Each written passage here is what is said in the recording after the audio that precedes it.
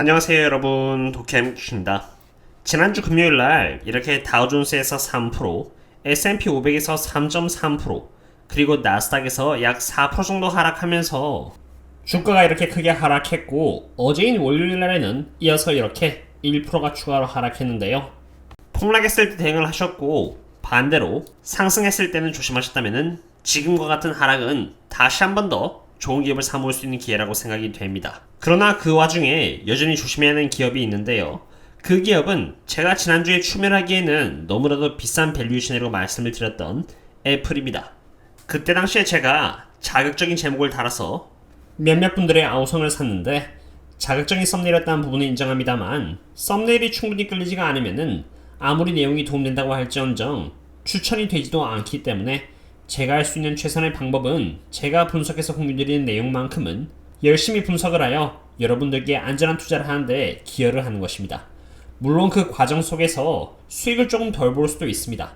그러나 투자라는 것이 하루 이틀 하는 것도 아니고, 오히려 주식시장에서 살아남는 것이 장기적으로 더 큰 수익을 얻을 수 있다고 믿기 때문에 좋은 기업을 대상으로 안전한 투자를 하도록 되도록이면 권유드리는 것입니다. 그리고 이 썸네일의 구절은 제가 다 팔아라고 말을 한 게 아니라 여기 차트 마스터가 말한 부분이었고, 제 의견은 애플은 성장률 대비해서 매수하기엔 너무나 비싼 밸류에이션이며, 그러한 제 의견은 지금도 여전히 똑같다고 말씀을 드리고 싶습니다. 애플은 지금 27에 PE 멀티플을 받고 있는 기업으로 지난 9년에 걸쳐서 애플이 보여준 연평균 성장률은 13.01%입니다. 밸류에이션 관점에서 바라봤을 때 애플의 적정 멀티플은 15라고 보는 게 맞으나, 애플이라는 기업의 퀄리티를 고려했을 때 프리미엄을 받는 것이 맞으며, 그 프리미엄을 감안한다고 해도 애플에게 있어서 적정한 멀티플은 18.67이 됩니다. PE 멀티플 18.67을 받는다고 했을 때 애플에게 있어서 적정 주가는 119달러로 지금 애플은 약 26% 정도 고평가되어 있다고 볼 수 있는 것입니다. 그렇기 때문에 만약 애플을 대상으로 장기 투자를 한다고 한다면은 그냥 적정 애플이 5% 떨어지니까 매수를 해야지가 아니라,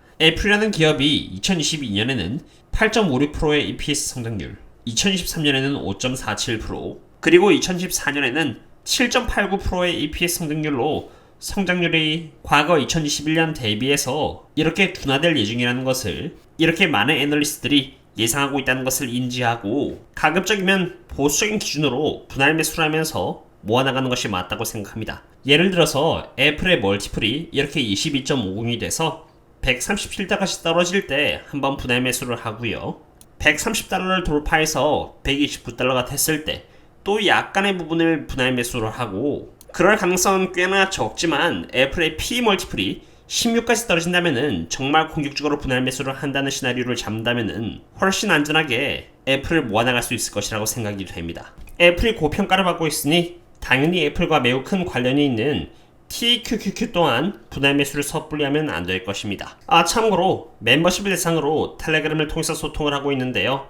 저평가 기업을 대상으로 분할 매수를 하는 등의 매매 내역, 그리고 리서치에 대한 자료들을 공유드리고 있으니 혹시나 관심 있으시다면 이 링크를 참고 부탁드립니다. 참고로 아이폰은 컴퓨터로 가입 가능하며 텔레그램 링크는 게시판에서 찾아보실 수 있으시겠습니다. 제가 사실 애플을 비롯해 특히나 조심해야 한다고 거듭 주장하고 있는 이유는 바로 과거의 흐름 때문입니다. 물론 지금 현재 주가가 과거와 똑같이 재현된다고 말할 수는 없습니다만, 사실 비슷한 흐름을 과거 경기 침체가 왔을 때 3번이나 반복해 주었기 때문에 무시하긴 또 힘들다고 생각이 됩니다. 이 그림은 1937년도 때의 사진인데요. 검정색은 1937년 엄청난 인플레이션, 그리고 정부가 GDP 대비 많은 부채를 떠안으면서 인플레이션을 막지 못하면서 이것을 막기 위해 금리를 과하게 올렸고, 그러한 과정에서 경기 침체가 왔던 차트입니다. 그리고 지금은 바로 이 파란 색깔 차트이고요. 그때도 한번 지금 이렇게 마찬가지로 반등을 해주었고, 다시 매우 가파른 주가 하락이 따라주었습니다. 물론 똑같이 재현된다고 말할 수는 없습니다만, 사실 1940년대와 지금은 제법 비슷한 상황입니다. 1940년도 때 2차 세계대전이 터졌고, 2020년에는 전염병 및 봉쇄에 직면하면서 미국은 막대한 재정 지출을 수행했으며, 두 해 모두 GDP 대비 연방부채를 130% 이상으로 끌어올렸습니다. 광범위한 통화 공급이 이렇게 빠르게 확장이 되었고, 2022년에는 엎친 데 덮친 격으로 우크라이나와 전쟁이 터지면서 가격 인플레이션이 뒤따랐습니다. 그런데 부채 수준이 이미 두 해 모두 높았기 때문에 연준은 예전 그리고 현재인 경우 모두 금리 인상 속도를 늦게 진행시켰고 그 결과 통화 및 부채 평가가 이렇게 절하되기 시작했습니다.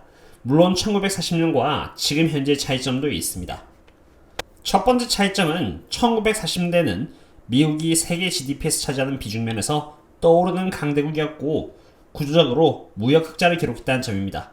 그러나 오늘날의 미국은 세계 GDP에서 차지하는 비중이 이렇게 약세를 보이고 있으며 구조적으로도 무역 적자를 겪고 있습니다. 실제로 리얼 GDP가 GDP 대비해서 오히려 낮은 위치에 있다는 것을 볼 수 있죠.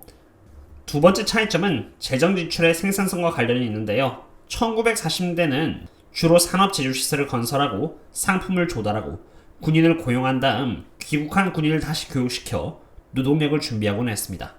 처음엔 이것이 모두 인플레이션이었지만 적어도 생산성 증가가 수반되어 좋은 유형의 디플레이션을 유발시켰죠. 그러나 대조적으로 2020년도와 2021년 동안 경기 부양책은 코로나 및 봉쇄로 인한 생산성 감소에도 불구하고 소비자와 기업을 유지하는 데 사용이 되었고 특히 근로 및 중산층에 대한 부양수표와 아동 세금 공제와 같은 여러 면에서 도움이 됐지만 불필요한 소비와 잘못된 투자로 향했습니다. 1940년도와 비슷한 상황이면서도 오히려 어찌 보면 더 안 좋은 상태라고 생각이 되는데요. 잭슨 홀에서 연준의장 파월이 말했듯이 인플레이션을 막기 위해 금리를 계속해서 올릴 것이고 고통이 뒤따른다고 해도 참아야 한다고 말을 했던 것처럼 최악의 시나리오 또한 생각하고 보수적으로 운영해야 한다고 생각이 됩니다. 그럼 2000년도는 어땠을까요? 닷컴 버블이 왔었던 2000년도는 지금과 마찬가지로 폭락하기 전 상황이 매우 흡사하고요. 더 큰 폭락이 따라오기 전 한번 이렇게 가파른 상승이 왔었던 모습을 보여주고 있습니다. 2008년도와 지금을 비교해도 매우 비슷한 모습을 보여주고 있습니다. 이때는 파이낸셜 크라이시스가 발생했는데 그때 상황과 지금이 별 큰 차이가 없다는 것을 볼 수 있겠네요.